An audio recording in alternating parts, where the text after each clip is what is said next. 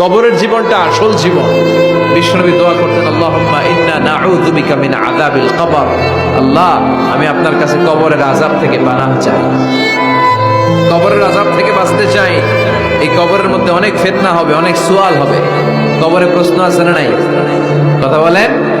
প্রথম প্রশ্ন জিজ্ঞেস করা হবে, মার রব্বুক, তোমার রব কে? বলেন, আমাদের রব কে?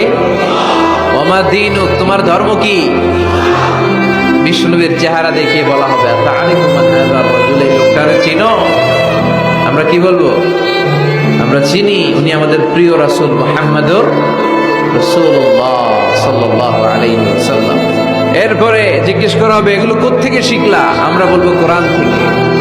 ফায়ুফসাহু লাহু কবরুহু ৭০ যিরাআন।